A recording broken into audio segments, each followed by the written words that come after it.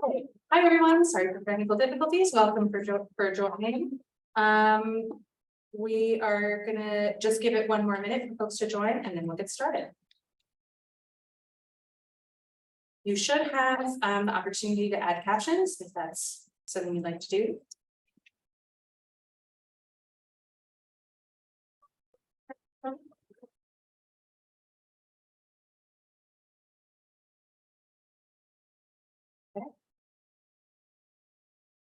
Great. Welcome here in the room and also in Zoom land. Thank you for coming to Stealing Recipes, Ownership Claims, and the Culinary Commons. I'm very grateful to the Oster Workshop, the Association for the Study of Food and Society, IU Anthropology, and the IU Food Institute for supporting and making today possible. And grateful to all of you for joining us.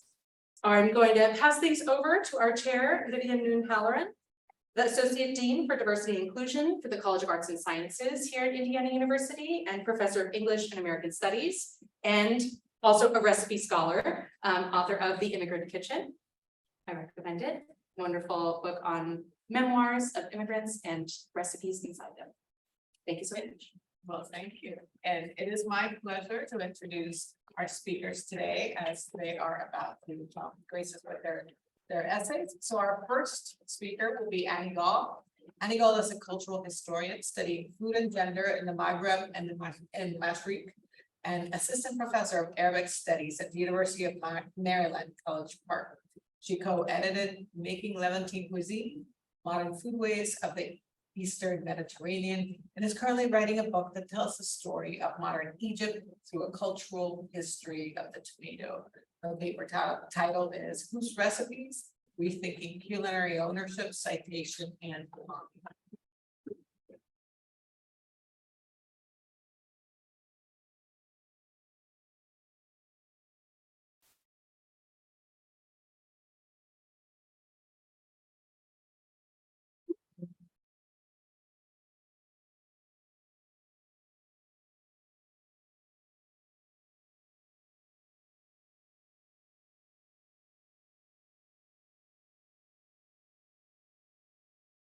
Hey, thank you so much for the introduction. Thanks to Ariana for putting together this event, to Dean Halloran for sharing, and to everyone who's made this possible.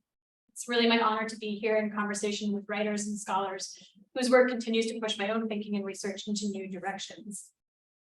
As a food historian working primarily on the Middle East and North Africa, I'm often asked to weigh in on the origins of foods like baklava, falafel, and hummus. To whom, people ask me, do these foods really belong? These questions are almost always framed in terms of national categories. Is baklava Turkish or Greek? Where was falafel really invented? Who can really truly claim that hummus is theirs?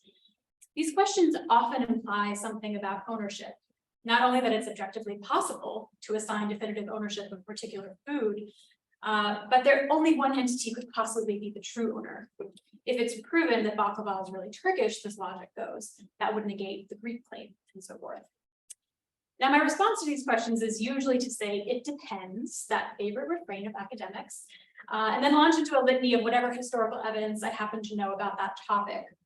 But this symposium and its invitation to interrogate the entanglements between knowledge and property and to consider recipe theft and the culinary commons has given me the chance to think through the various ways that claims of ownership and other claims of belonging are made in the culinary pasts and presents that I study.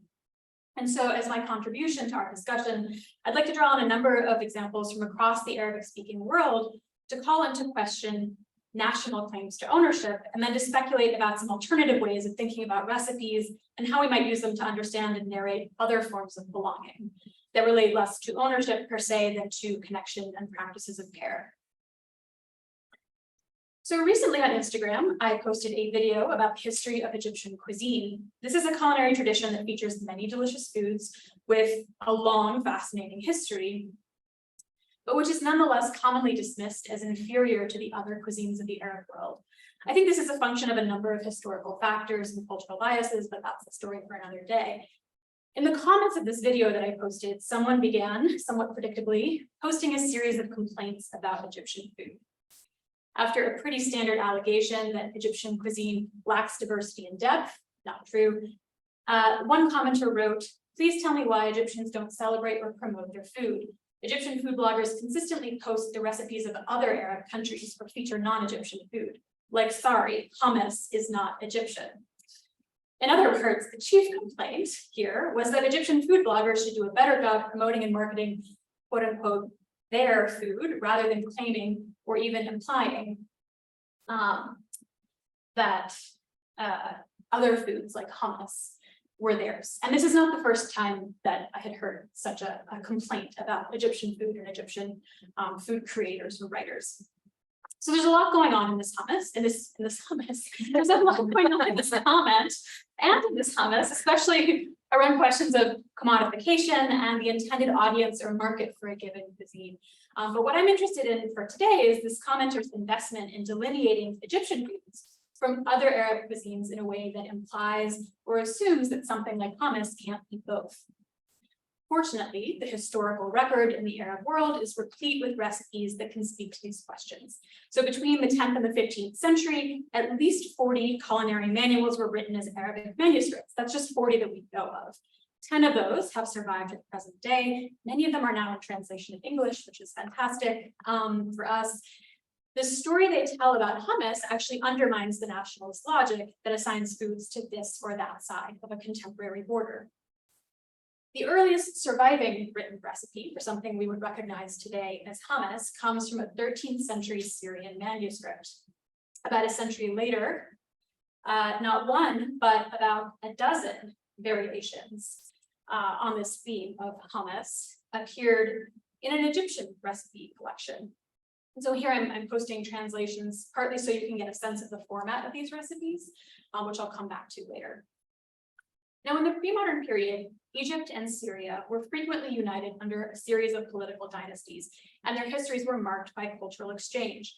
Hummus would have been a common feature of an urban cuisine shared across a number of Arab cities and circulated in part through medieval recipe collections, which borrowed frequently and generously from one another.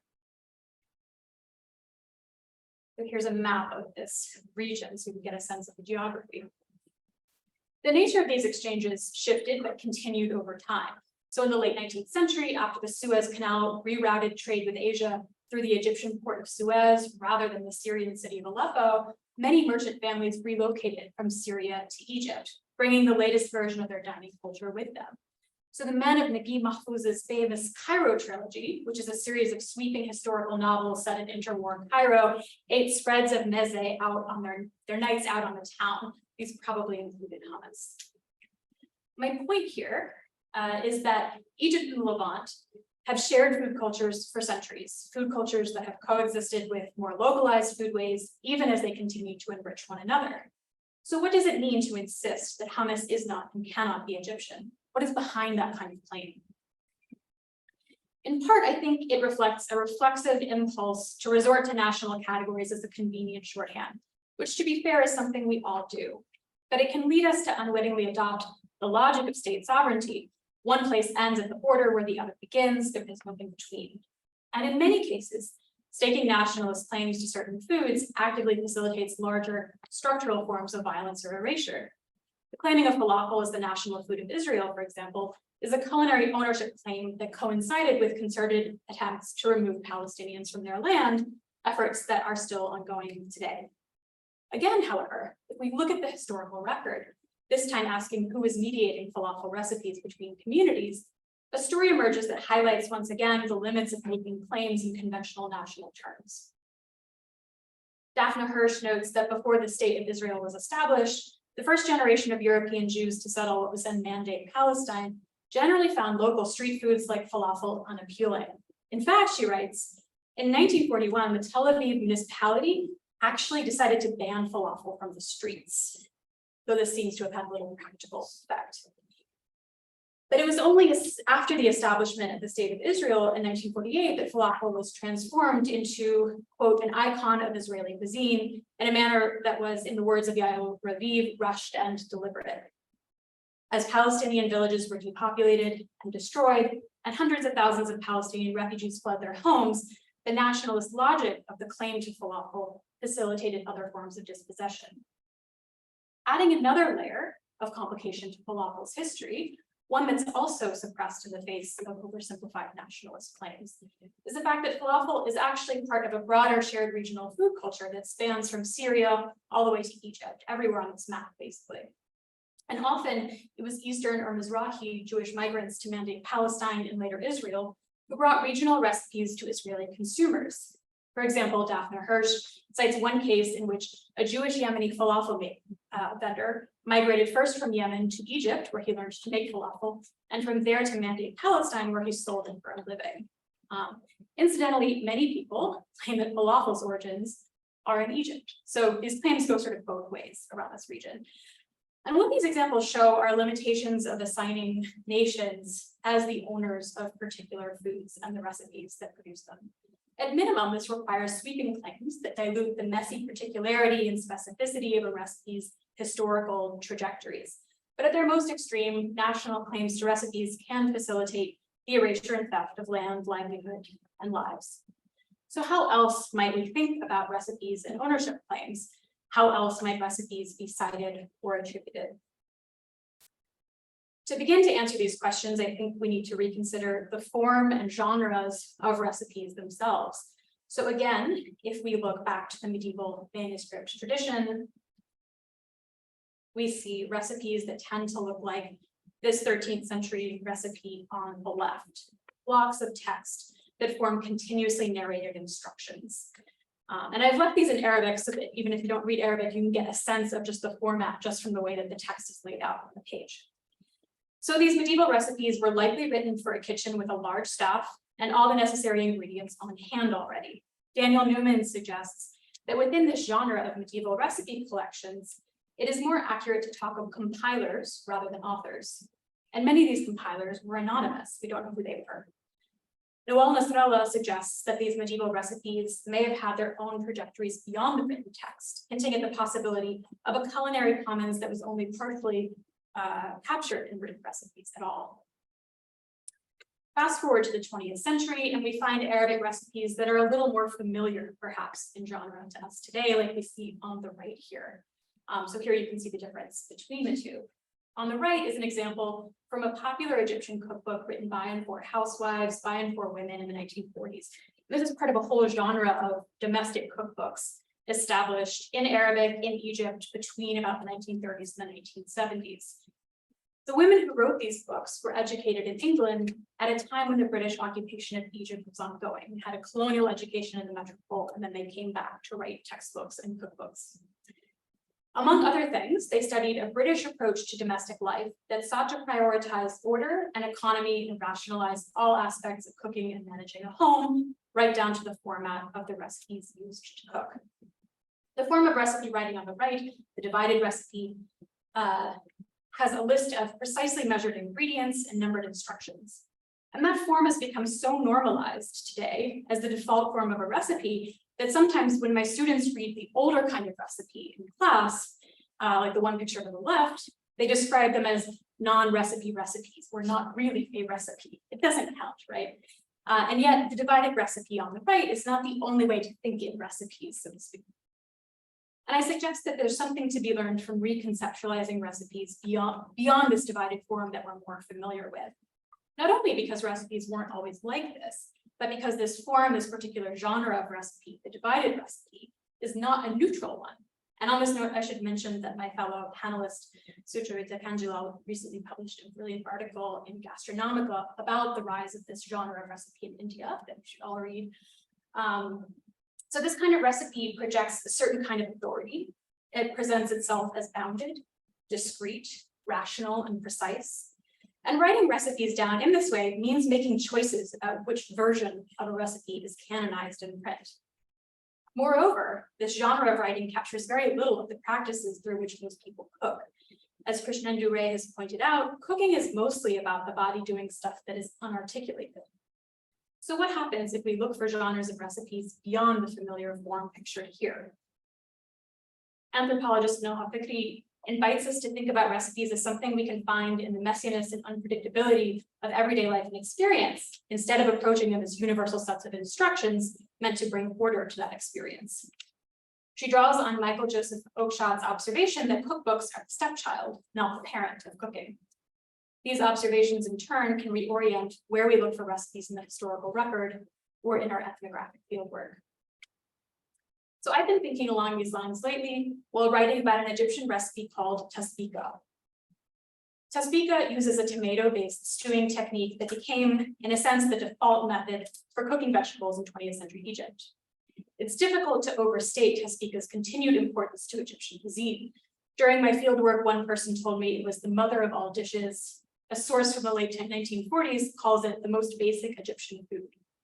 An official at the Egyptian National Archives told me if I really wanted to understand Egyptian cuisine, I should stop reading documents and start studying tasbika.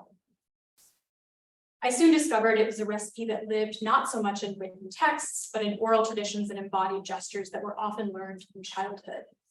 Every cook makes it slightly differently for different reasons.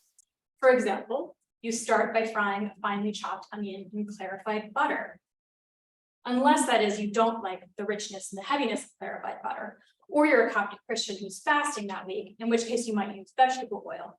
Unless you had a Turkish grandmother, whose recipe you're using, in which case it's probable that you're going to use olive oil as the base, and so on. Every step of the recipe is open to variation all the way through, and people love to talk about it.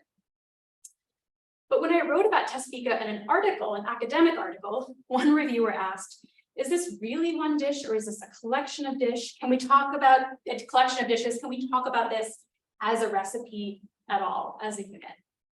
And my answer is that yes, we can talk about tasbika as a recipe, but it's not the kind of recipe we've come to expect. Its variations and variability are a feature, not a bug. It resists standardization. I think this is what makes it quite interesting and also important. Then the question becomes, how do we cite and attribute a recipe like this? I couldn't possibly choose one individual cook's version. And although tasbika has become central to the way Egyptians recognize one another's cooking as Egyptian, it doesn't fit in neatly to linear narratives of national progress or cuisine formation. I find it useful to consider Sarah Ahmed's feminist approach to citation. Citation is feminist memory, she writes. Citation is how we acknowledge our debt to those who came before. She reminds us that we have a choice in how we engage with the norms of attribution that we inherit. So what does it look like to move towards the citation of a culinary comment, something expressed in a recipe like tasbika? What does it look like to honor the contributions of the countless cooks who didn't publish recipes or attend a prestigious training college in the metropole?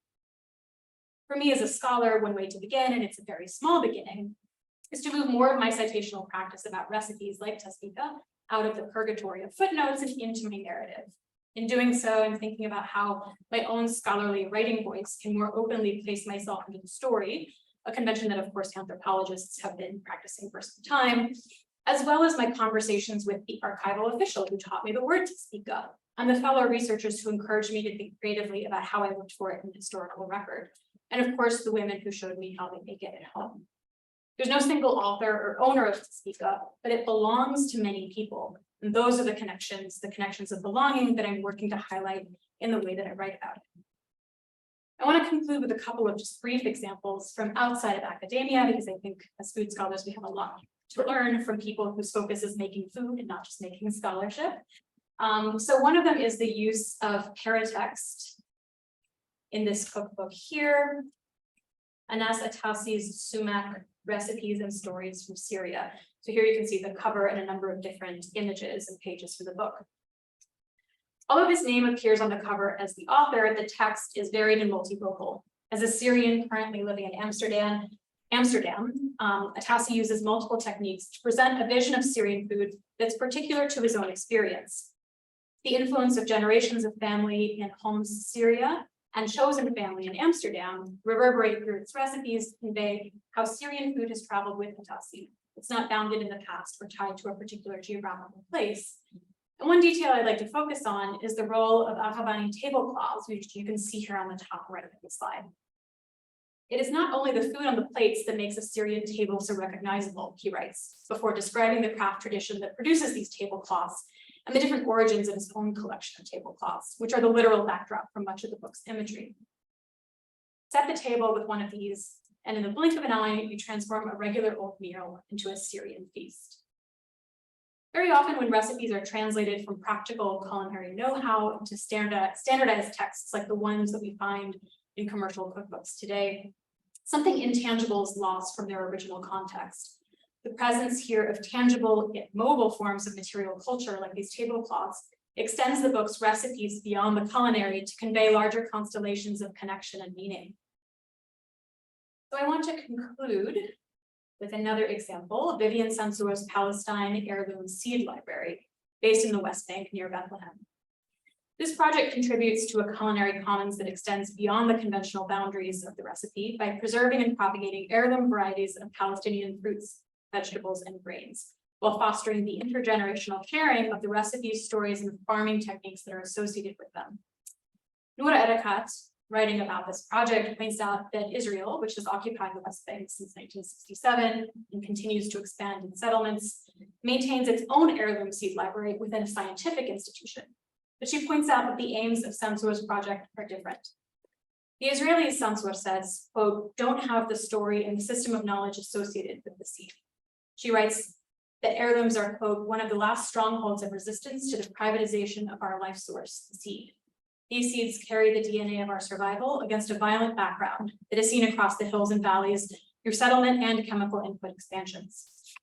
Heirloom seeds situated this way are a crucial ingredient in a different kind of recipe, one concerned not with staking claims to ownership, but rather with creating futures of belonging, connection, and a politics of care that extends beyond questions of national sovereignty.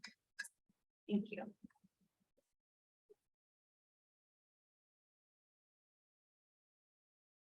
Thank you, Annie. Our next speaker is Alicia Kennedy. Alicia is a writer and recipe developer based in San Juan, Puerto Rico. She produces regular public scholarship on issues of food, from politics to climate change, culture, and labor, and has taught on culinary tourism with a Astronomy Master's program at Boston University. She's also the author of the forthcoming book, No Meat Required: The Cultural History and Culinary Future of Plant-Based Eating by Beacon Press. Her title is Domestic Writing and Personal Narratives, Singular Voices and Recipe Development. Thank you so much, and thank you to everybody here. I, as a non-academic, am thinking about recipe development and citation from, I think, such a similar place as Annie, but from such a different direction, because I do produce recipes on a regular basis, and also, you know, I'm in conversation with other folks, especially who are using new modes of publication to share recipes. And so writing recipes means rarely knowing whether you're stealing or not. Since cooking is the sum of every bite we've ever taken, informing our palates, one must ask, where does inspiration end and the need for citation begin? How can you cite every meal, every spice, every scent and experience that has influenced the way you eat and the way you want to eat? If you can't, and you can't, where do these come into recipe development and the way we write head notes? It's in the voice of the recipe writer. I'm going to return to my kitchen in San Juan, Puerto Rico tomorrow after this conference and try to make a version of my mom's arroz con pollo, but with jackfruit. I'm a vegetarian and I haven't eaten meat in over a decade. I've never eaten arroz con jackfruit, but I remember the sazon tinted yellow rice, the frozen peas, and the tender meat, all fried with sofrito that I grew up eating and recently watched my mom make again, inspiring me. I'm going to reference in my development of this recipe, my mother's cooking, my nostalgia, Instagram videos of women making arroz con pollo, and the ways in which I'm taking lessons from a dishoom recipe for jackfruit biryani to influence how I flavor my chosen chicken substitute. I'm going to talk about why I'm using gandules or pigeon peas rather than the English peas of my mother. The reason will be that yes, they're local, and I've also had a bag of them in the freezer for months, and so they will go into my Dutch oven. These are the biographical and explanatory head notes, so bemoaned on social media, with people seeking free recipes, begging for those publishing to get to the recipe. But these are the recipes. The personal narrative is inextricable from these suggested amounts of salt. The narrative is where the voice comes in, providing as much citation and background as possible to establish that this recipe hasn't emerged from a void, could not have emerged from nowhere, has a range of influences and inspirations, and is indeed the product of this person's experience in their kitchen. Why cook a recipe if you don't understand the writer's appetite? Recipe writing is, I argue, a form of embodied writing, which seeks to reveal the lived experience of the body by portraying in words the finely textured experience of the body and evoking sympathetic resonance in readers. Melissa Favos writes in Body Work, The Radical Power of Personal Narrative, that embodied writing is not in opposition to political writing. In this way, I see those who practice a form of recipe writing that is personal, that makes clear their positionality, that perhaps does not shy away from the politics of that positionality, as a type of personal narrative that is as significant as any other literature. Cooking often hovers at the fringes of serious thought, writes Rebecca May Johnson in Small Fires in Epic in the Kitchen, in which she writes of making one recipe for tomato sauce over and over as a performance, chronicling the changes in her hair, city, and life, and how these things influence changes in the way she makes the recipe. Her mood is noted. Anxiety leads to overheating. As I have cooked the recipe, I learned how to make and unmake my body, she writes, finding its edges, contours, and surfaces, and making new ones. Reading Johnson, I think of Lisa Helke writing in Recipes for Theory Making in 1988 that cooking has never really been the subject of philosophical consideration. And that one reason for this is that it's women's activity. Johnson in Small Fires has plunged fully into the notion that cooking is a worthwhile means of inquiry into the nature of repetition, the nature of how a recipe becomes part of a person, a life, a body. Before the recipe was a text, it was written by the body, she writes, it was cooked. I've been the most inspired in recipe and domestic writing by Laurie Colwin's Home Cooking, A Writer in the Kitchen, because of the ways the recipes emerge from her stories, from her narratives. The recipes almost burst through, the narrative makes them necessary. The telling of stories as prelude to recipes, which are often in her books quite bare bones in their instruction, allow citation and inspiration to emerge naturally. I think, looking at Johnson, Helke, and Colwin, that it is radical to insist upon the significance of the writing, the body, and the philosophy of a recipe in a cultural situation where recipes are more accessible than ever and many readers feel entitled to them. The food writer's dreaded commenter on social media is the one who asks, recipe? In response, eater, staff writer, and owner of the popular account Crispy Egg 420, Bettina Makalintal has called her Instagram a cooking archive where there are, quote, no recipes, just vibes. This insistence leaves space for inspiration, not instruction, in inspiring rather than instructing.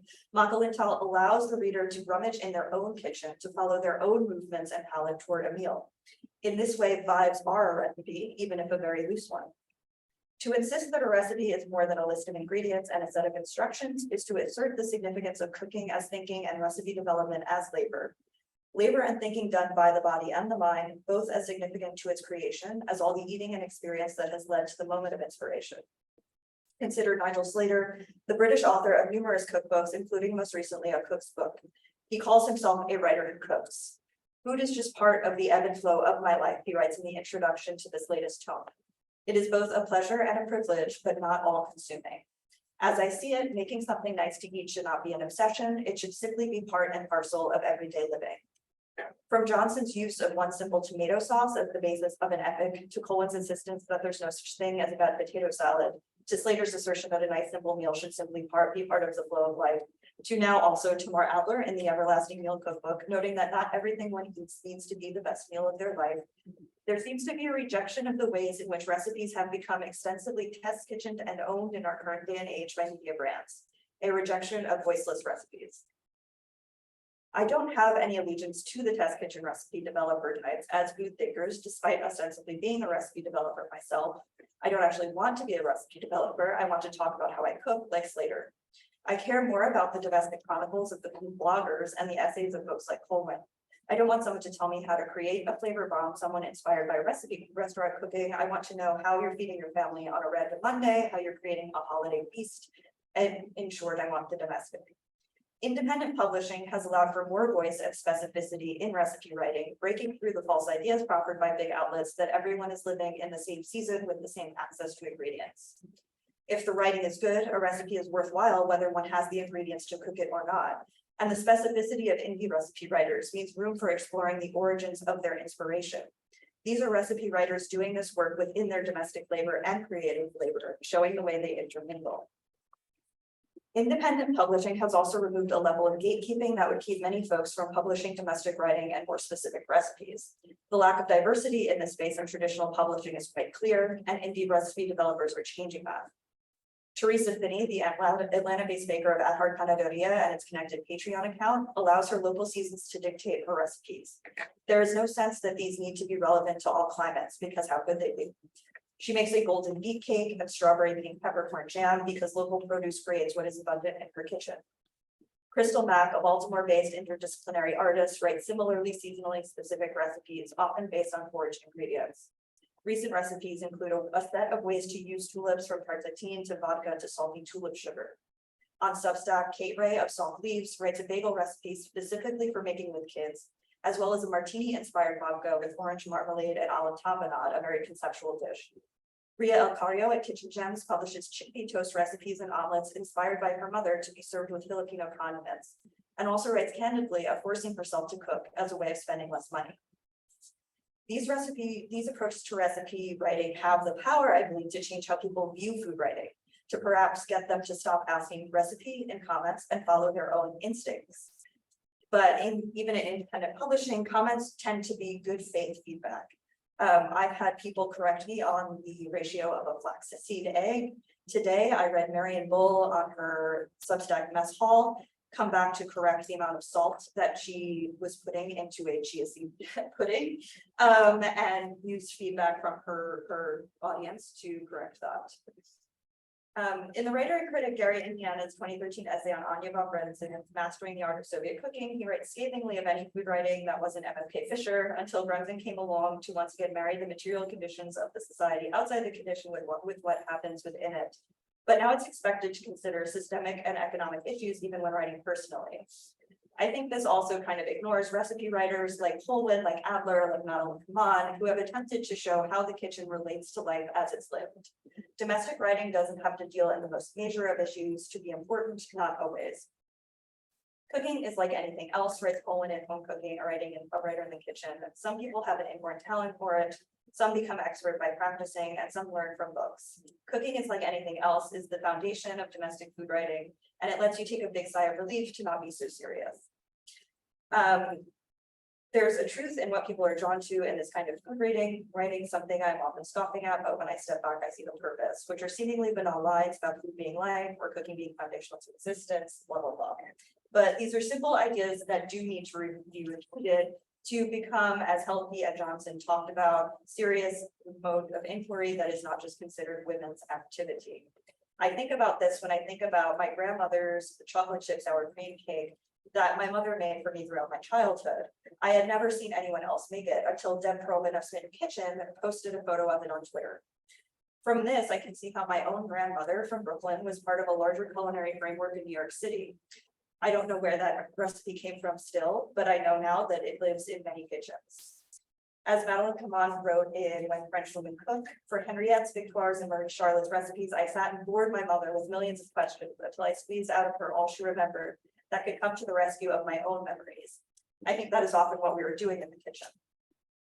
A focus on quality ingredients for quality flavor, organic chicken, fresh eggs, etc., is also an expected aspect of domestic writing and recipe development that oddly became associated with the odds food movement alone and the influence of Michael Pollan's On the Horse Dilemma. Yet women were writing about it out of taste, but also out of a desire not to serve the opaque products of industrial agriculture to locals. Domestic writing is different from the food media concerns with restaurants and chefs and endless recipe testing. It is writing where we talk about the brilliance of steaming and boiling as cooking techniques, so often forgotten, so often we forget.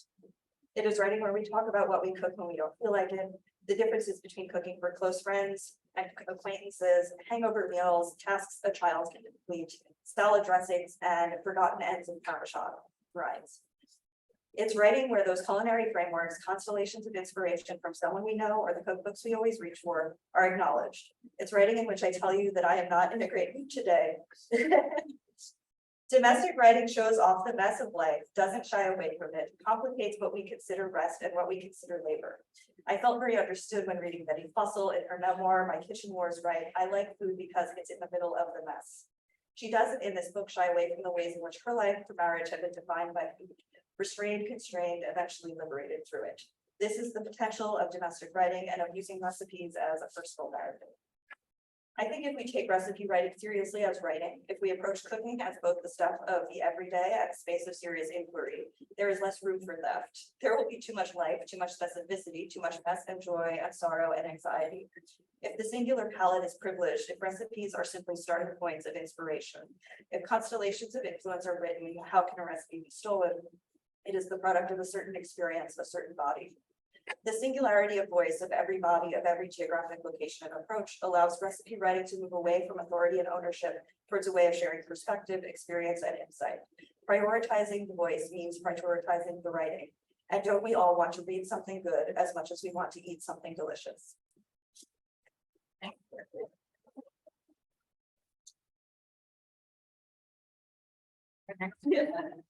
Our next presenter is Sucharita Kanjilal. Sucharita is a doctoral candidate in the Department of Anthropology at UCLA. And this fall, she will take up the post of Assistant Professor of Anthropology at Bard College. She holds a master's degree in Anthropology of Media from SOAS, the University of London. Set in contemporary India, her doctoral research examines the entanglements of gendered labor and food politics in the growth of global digital capitalism, specifically in the emerging digital creator economy. The title of her paper is Lost and Found Recipes, Plagiarism and Popular Anthropology in the Creator Economy. So thank you to everyone who spoke before me and gave me new inspirations for things I've already written here, and I'm excited about the conversation. And thank you for the introduction. So what I'll be doing is reading out things from my anthropology. And so these are stories of content creators and how they debate ideas about ownership in the field in which they work. And so we're going to try and think about what they think stealing and plagiarism means, and then what we think stealing and plagiarism means, and what we can learn from each other. So Arun, a digital content creator, once recounted a dream he had to me on a hot afternoon in Pune, a city in Western India. Last night I dreamt I was a contestant on MasterChef Australia. MasterChef Australia, a very popular show in India. So I made it to the top 2 cooking. Throughout the contest, I cooked all of their stuff. Fake reductions, balsamic nonsense, watercress something or other. I made it to the last challenge. And then they're like, okay, now make us one dish that's you. Arun's sarcastic expression softened. So I made a bowl of pandra rasa, a white, watery mutton curry from my hometown of Kolhapur. You'll never see it on a show like this or at Indian restaurants. And so many recipes like it are being lost. Anyway, so I carried my pandra rasa in a steel bowl up to the judges. They picked up their spoons and I was like, no, don't take the spoon. Put the bowl to your mouth and do it like that, full power. And then they were like, oh my God, that texture, the flavors. They tell me, this is the Indian food that needs to be out there. We didn't know. That's an actual dream I had. So in this talk, I examine tensions around recipe ownership, plagiarism, and the search for lost recipes among Indian content creators who are part of the global creator economy. The creator economy is the $100 billion global industry of monetized digital content creation. In India, more than 30 million people are trying to make a living out of producing digital content for platforms like YouTube and Instagram.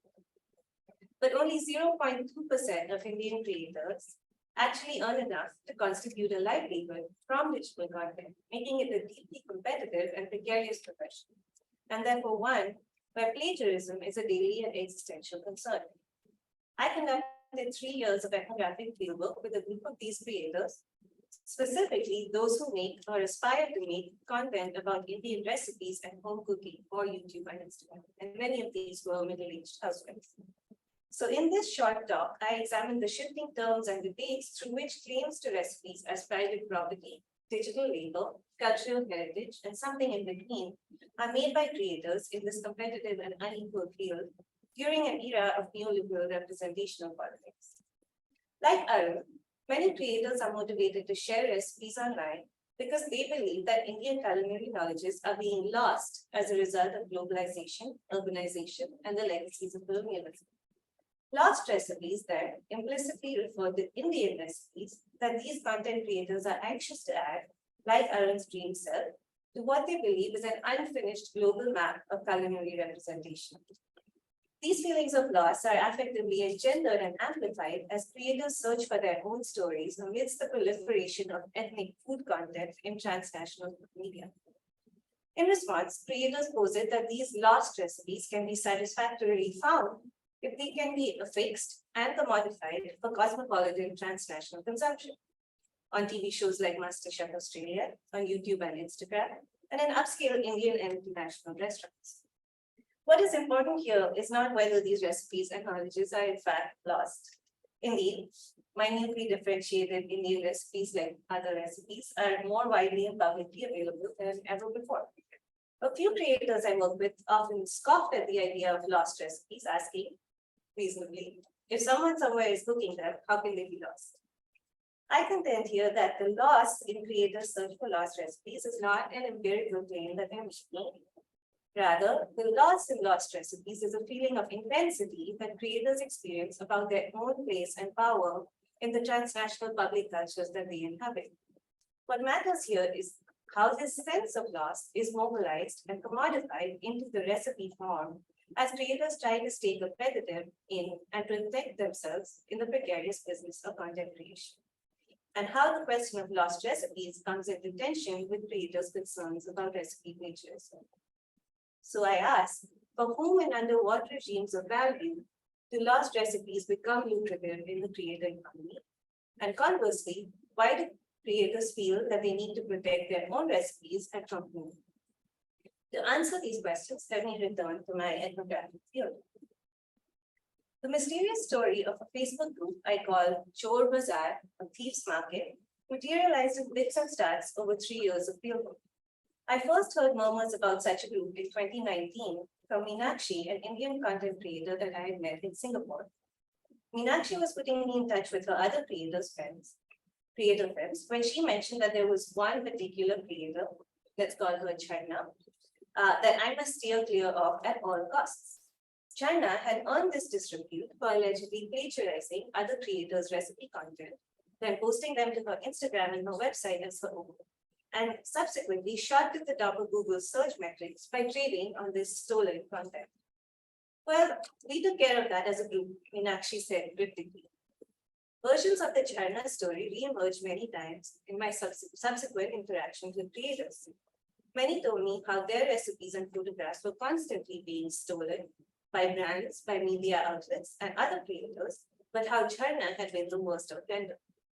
What Meenakshi meant by "we took care of it" was something I only learned years later, when a different creator told me about Chor Bazaar, a private Facebook group that had formed in the wake of China's transgressions. Creators who had been thoroughly vetted could join this group and share screenshots of recipe content that they believed had been lifted off their pages. Then group members would get together and write a collective letter to shame the plagiarist into deleting their posts. By the time I found the group's founder, she would tell me that it was largely defunct. China, the main but not only culprit, had by now been sufficiently disciplined and had stopped stealing their recipes. Most other creators had resigned to the fact that their recipe content would be plagiarized and there was little they could do about it. Some were amused to see photographs of their breakfast suddenly appear on city billboards. Others were annoyed to find their recipe for paneer butter masala in the pages of an airline magazine.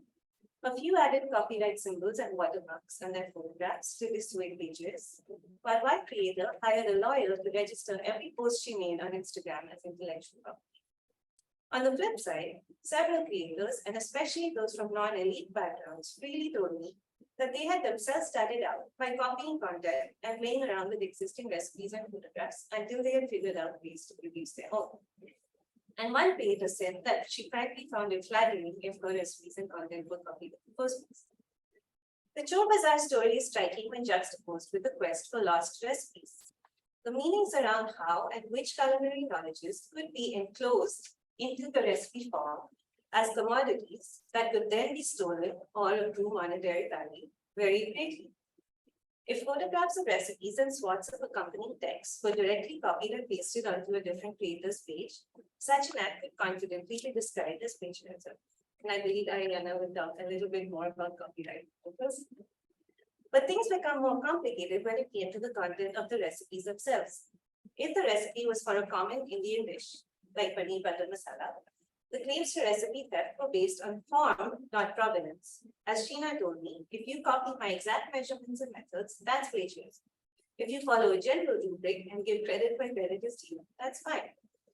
For other creators who spend hours creating their content, testing their recipes, and fine-tuning them for searchability and reproducibility, the amount of digital labor that was congealed into a single post added to the outrage of plagiarism and theft.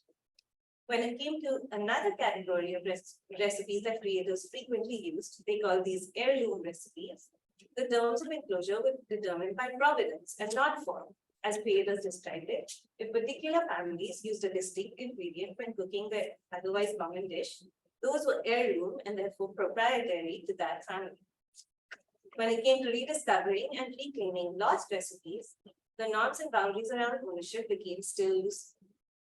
If lost culinary knowledges could be enclosed into the recipe form in order to be put out there as transnational representation, this act did not count as stealing, theft, or plagiarism. Because these were lost recipes, they were anyone's game, as long as you're Indian.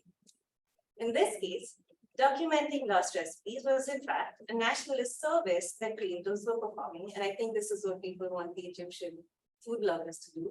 So it was a nationalist service creators were performing to correct past injuries to Indian culinary representation. This leeway was made especially if the oral histories and knowledges of marginalized Indian communities were being turned into online recipes, food history content, and upscale restaurant dishes by usually elite and cosmopolitan creators. For instance, one creator, Rushali, described to me that the best source of lost recipes is your maids and your local fishermen. We Indians, we have such a vast history of tribal and rural dishes and recipes. These are slipping out of collective memory. And as urban Indians, we have a duty to rediscover them, she said. Rushali performed this duty by herself curating these knowledges into the recipe form, while sometimes attributing them to the community of the maids and fisherwomen from whom she took them. But it was also these recipes of which she made a considerable amount of money as a cookbook writer, a creator, and as a pop-up chef at upscale restaurants with whom she would partner to produce exclusive lost recipes menus. Though Rushali would never claim to be the owner of these knowledges, her class and caste-based ability to textualize them in the recipe form gave her the ability to trade in those recipes without offering the profits back to, say, the maids and fisherwomen from whom she sourced these stories.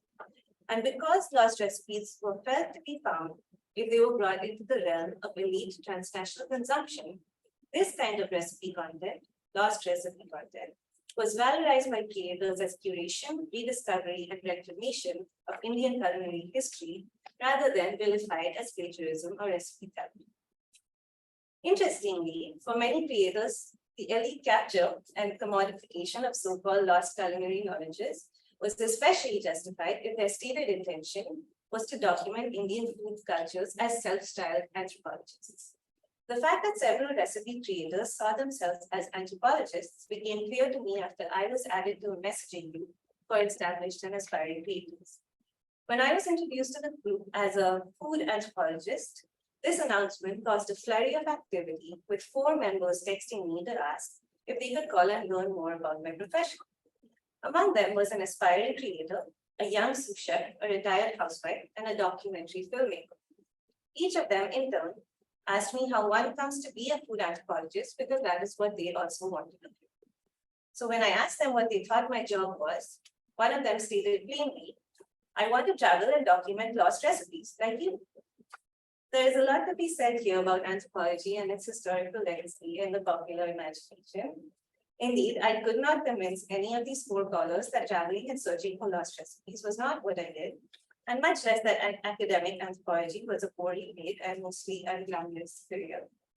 But in short, what became clear to me was that these creators imagined anthropology to be a version of old-fashioned salvage ethnography combined with travel writing, the very genres that contemporary anthropologists have tried to distance themselves from because of anthropology's colonial legacy.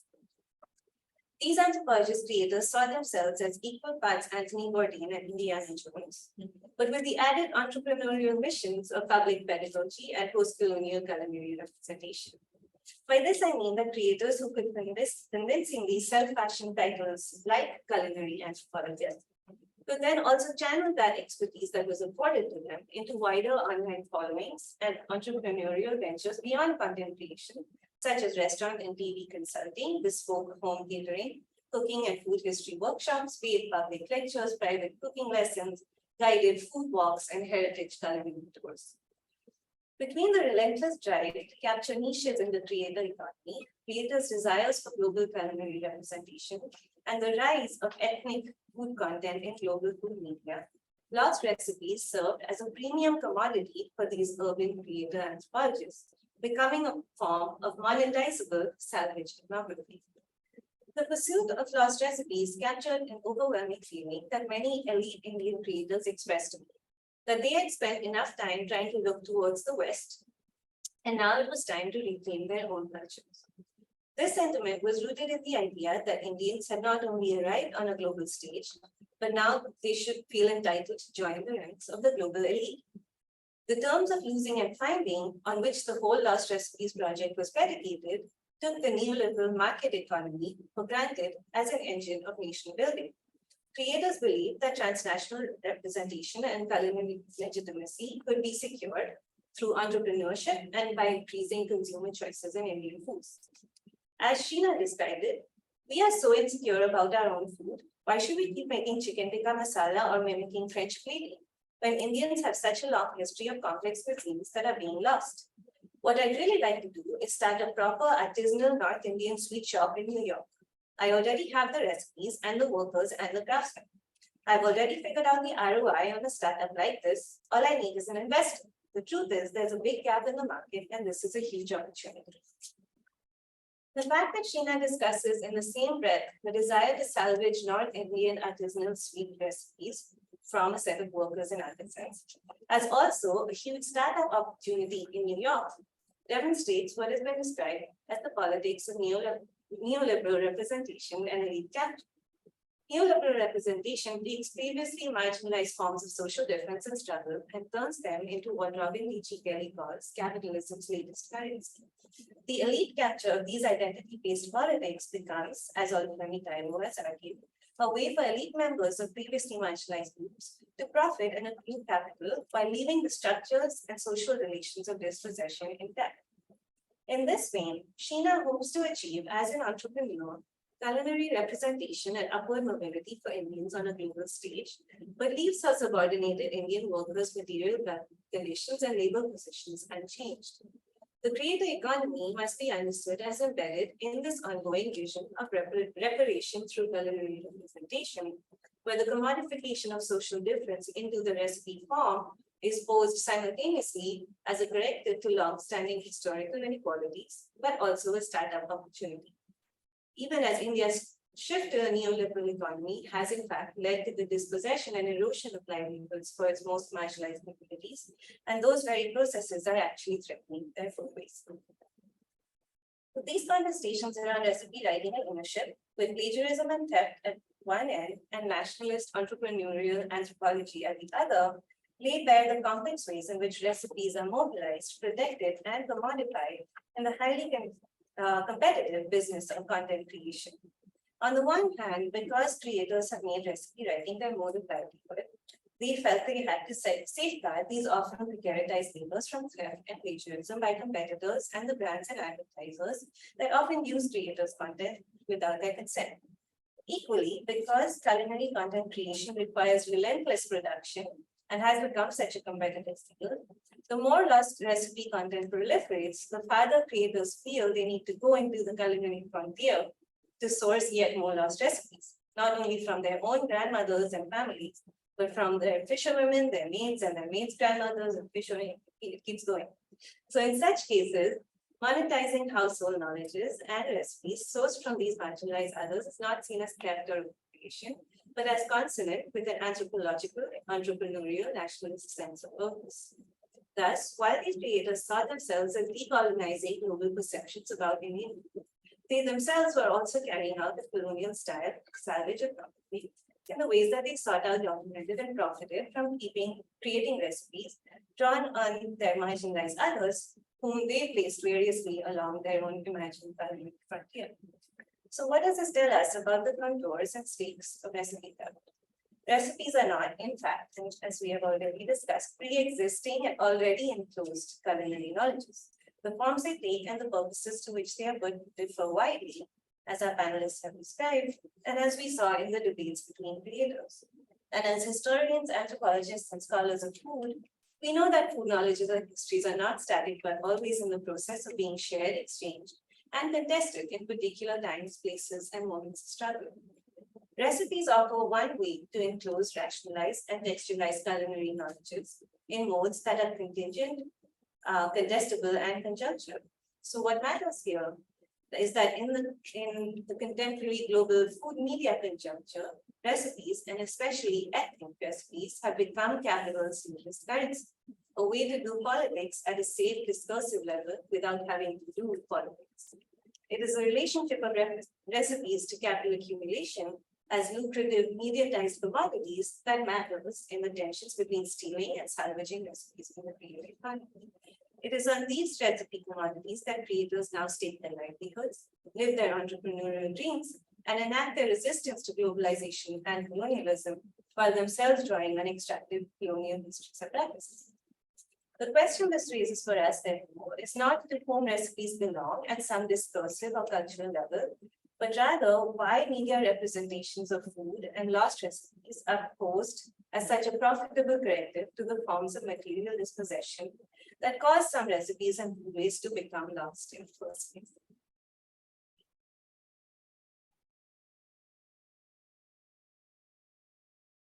Our final presenter today is Ariana Gunderson. Ariana is an anthropology PhD student at Indiana University, where she studies the German recipe industry and food media, researching how ephemeral food experiences are contextualized, valued, and sold.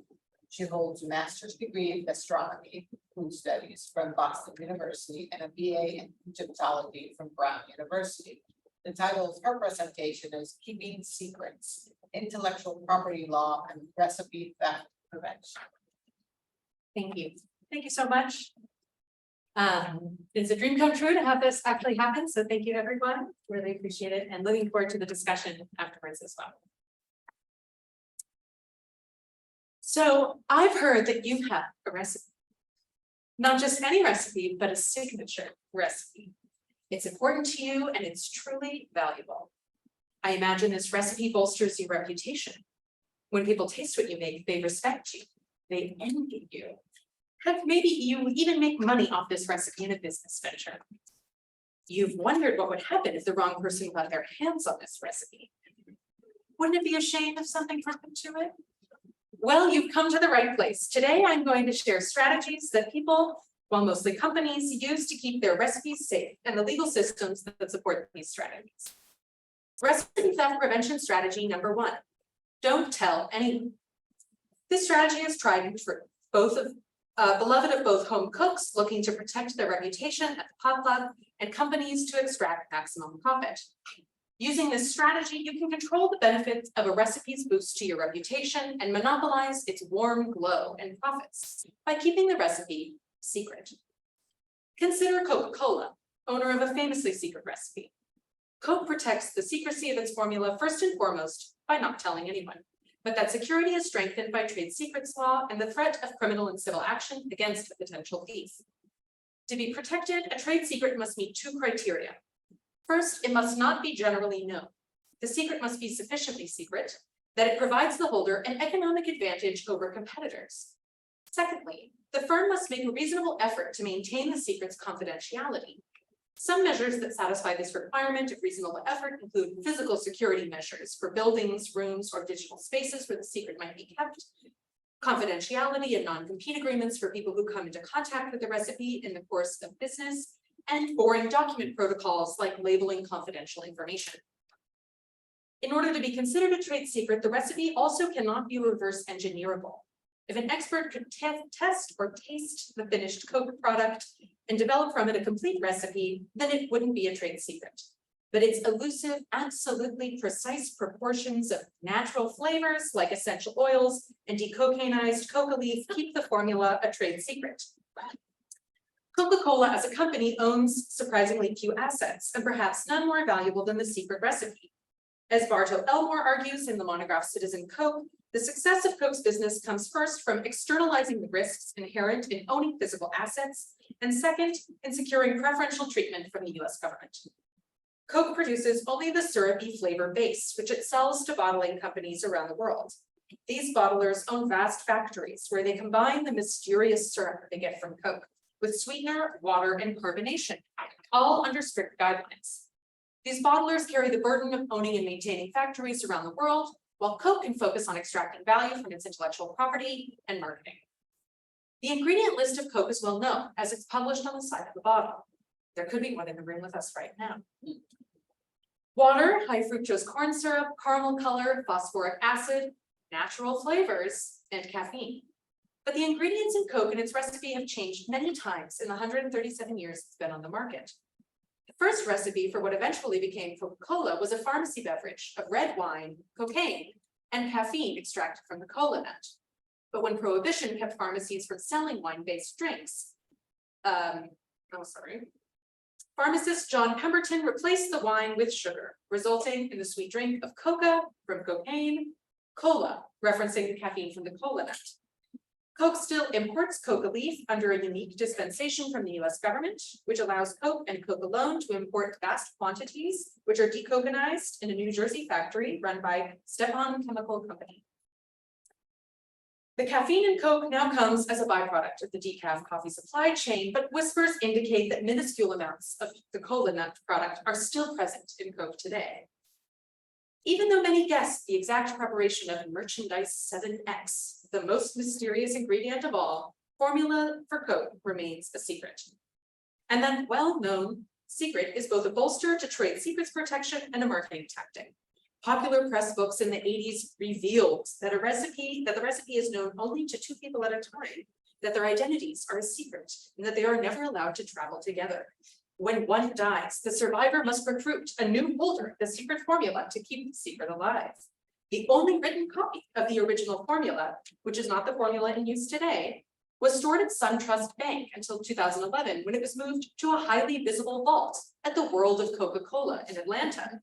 Visitors can take a theme park ride to the Chamber of the Secret Formula, completing an interactive formula mixing game and exploring recreations of the highly secure environments where the formula has been kept. These public secrecy stunts make the mysterious formula even more valuable. But behind this theme park performance of secrecy, the threat of trade secrets charges loom. The more a secret is known by everyone to be a secret, the easier it is to press charges in the event of theft. Let's say, by some miracle, you get access to the secret formula and try to sell it as yourself as a new product, Frog. What would happen?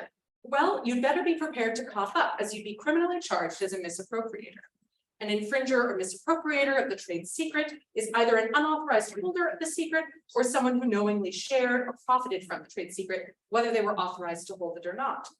And the stakes of misappropriation are high. The federal penalty for a criminal violation is either $5 million or 3 times the value of the stolen trade secret to the organization, whichever is greater. As you can imagine, the penalty for criminal misappropriation of secrets acts as a disincentive, scaring off would-be thieves. But Coke isn't the only recipe that grows more valuable through inaccessibility.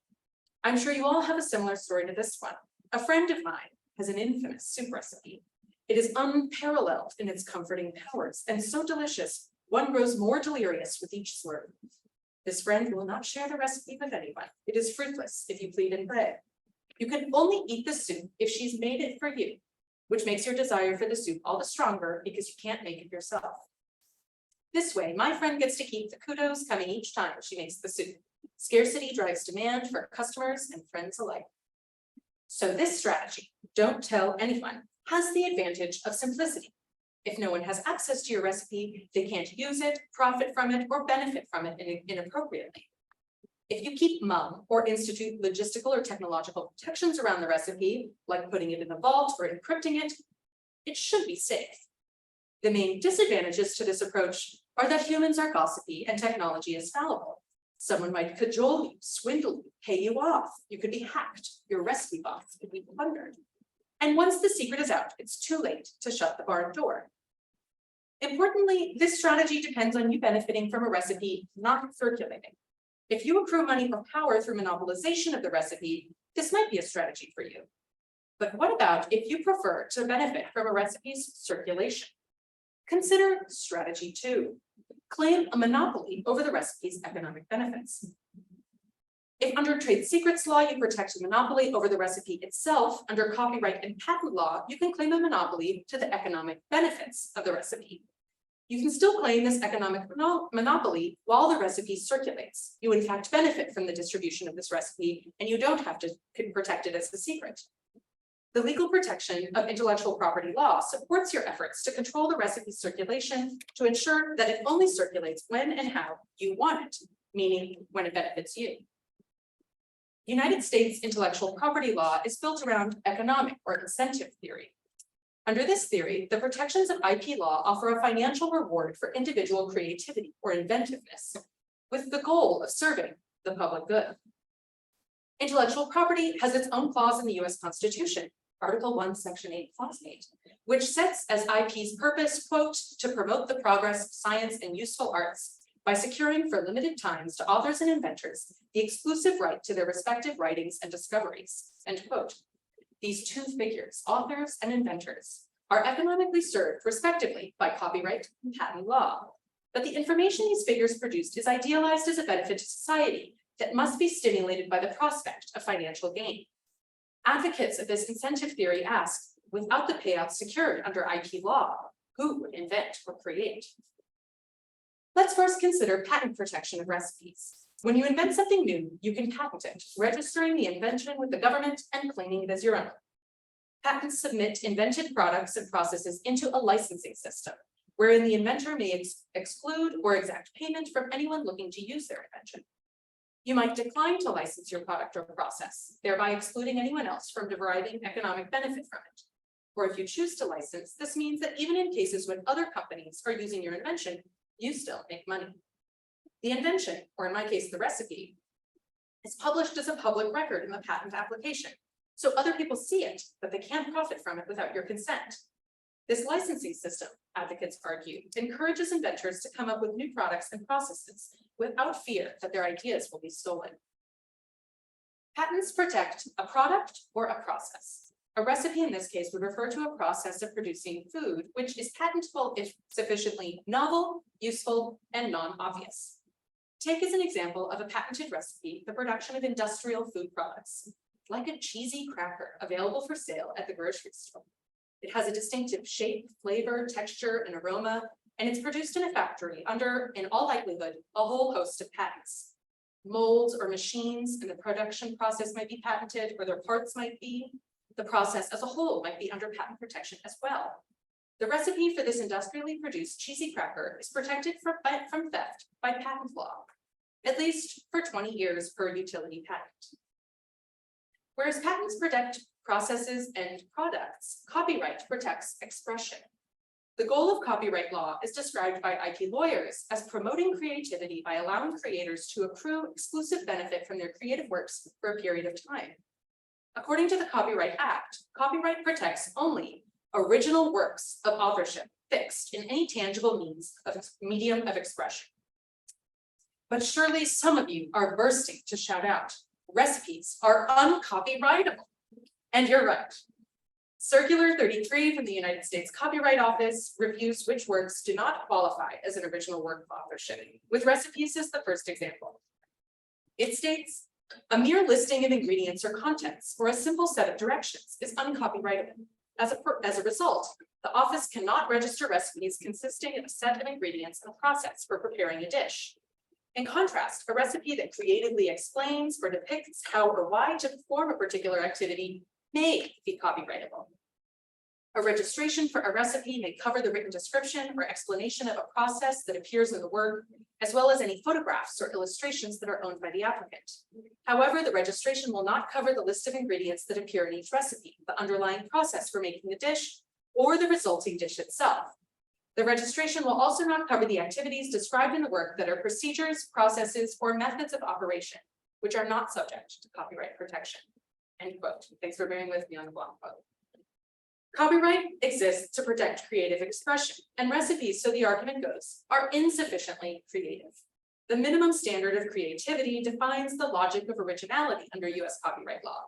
My intellectual property textbook assures me that it is a common axiom that no author may copyright his ideas for the facts that he narrates. A recipe is considered in the world of copyright to be an idea, a mere narration of fact. While expressions of ideas are protected by copyright, those ideas themselves are not. And the spare and standardized lists of ingredients and method of preparation that form the foundation of the recipe genre are classified as narrations of fact. When an idea and expression are so intertwined that there are only a small number of ways to express an idea, copyright protection will not hold. There are only so many ways to say, in a medium bowl stir together, according to copyright law.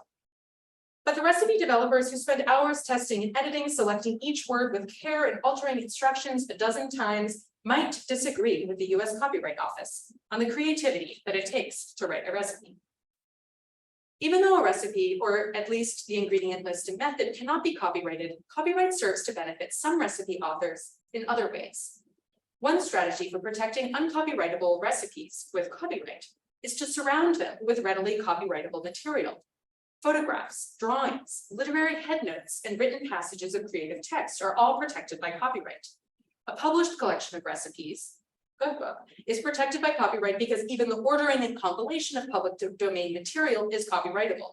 But the individual recipes themselves remain in the public domain, so you'll see them readily reposted online. I think this fits really well with Alicia's paper on that copyright strategies align very well with this. In 2021, this copyright protection was put to the test in a cookbook plagiarism scandal.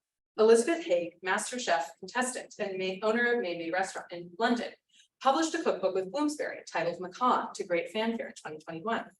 But side-by-side social media posts proved that large swaths of Macan's text were plagiarized from Sharon Wee's 2012 cookbook, Growing Up in a Non-New Kitchen. The copied passages included entire recipes and, crucially, headnotes. Stories written about my mother and her handwritten recipes and spices were copied word for word from Wee's book to Haig's. In the days following the revelation, more plagiarized sources were identified, including recipes copied from a spice mix seller's website and from another cookbook by Christopher Tan. Emails flew between cookbook store owners around the world as the extent of the theft became clear, and food media and general news outlets picked up the story. Before any legal action took place, Bloomsbury withdrew the book. A spokesperson was quoted in the Washington Post explaining, quote, "The title has been withdrawn due to rights issues," end quote. Rights issues refers to copyright. In that copyrightable material, the stretches of literary text were republished without citation, attribution, or licensing. Bloomsbury's quick concession for its withdrawal of the book was likely prompted by even a looming threat of legal action. In copyright disputes, a preliminary injunction is often granted right away after an accusation is leveled. Under an injunction, a judge immediately orders the accused infringer to cease the infringing behavior. This quick prohibition nips infringement in the bud, and knowing that courts will not allow the allegedly infringing behavior to continue during litigation, the threat of an injunction likely dissuades significant numbers of would-be infringers as well. But the copied and pasted recipes alone were not at issue. If Haig had lifted only recipes from Wee, there might not have been enough of a threat to prompt legal action. It was the headnotes and the stories about the author's mother and aunties that were considered to be legitimate works of creative authorship, protectable by copyright. So to sum up thus far, to protect your recipes, you might choose to A, not tell anyone, by keeping the secret of the recipe logistically, by hiding it, locking it up, or refusing to tell someone. The protection of trade secrets law can bolster your physical and logistical secret keeping if you're a company. Or you might choose to B, claim a monopoly over the economic benefits that accrue from that recipe. If it's a novel process or product, you can patent it to include or extract payment from anyone who wants to use your recipe. Or you can surround your uncopyrightable material with copyrightable stuff, like photographs and headnotes, or copyright the ordering of the recipes and sell it as a cookbook. So we have addressed the paradox that though recipes are widely acknowledged as being in the public domain and constituting a culinary commons, intellectual property law does offer pathways for monopolizing the economic benefit that can be extracted from some recipes, but not for all recipes, nor all recipe writers. Recipes that are circulated or put to use outside of a business, and especially outside of a corporate context, are much more vulnerable. What about recipes that are not trade secrets at the basis of a company's business model? Recipes that are not patentable or copyrightable? What about recipes published online, on social media, I've heard about Sucharita, distributed as marketing material for brands, or recipes written out on index cards? These recipes are not protected by IP law, but the recipe developers and home cooks who write and use these recipes have their own systems for managing the threat of a recipe theft, like the Tor Bazaar. A recipe developer working in Hamburg, Germany, named Ellie, described to me an Ehrenkodex, or a code of honor between freelance recipe developers that guards against out-and-out copying. But as we've heard from our other presenters today, the difference between being inspired and stealing isn't as clear-cut as outsiders to the industry might imagine. And the pressures of writing recipes for a pittance on deadline sometimes forces Ellie to enter a territory she considers to be morally gray. When I asked Ellie about recipe developers copying one another's work, she answered with this. Well, it's sort of, with recipes, as soon as you change 2 or 3 ingredients, it's different. There's a certain code of honor. You just don't do that. Of course, no one would be able to tell if I just searched for mashed potatoes kids. Okay, cool, and write out what I found. I could do that. No one would be able to tell. I changed the name, I changed the order, and already no one would be able to tell where I got it from, but it doesn't feel right. At the same time, I do just that to get inspiration. When I have to write it fast over the internet, or if I already have an idea that Ottolenghi or Jamie Oliver or Tim Mensa could be the one to offer me inspiration, then I'll look in their cookbooks. The difference between getting inspired and stealing is small, and there are so many recipes on this earth. End quote. The code of honor that Ellie described among freelancers and copyright, patents, and trade secrets, along with all of the other methods that we've heard about today, are institutions that are used to regulate the circulation of and benefit from recipes. The fluidity of food knowledge and slipperiness of the culinary commons means these efforts are sometimes successful, but their protections are uneven, most often in favor of those with the most power. And if after hearing all these 4 papers today, you're still hoping to protect your recipe from theft, I wish you luck. Thank you.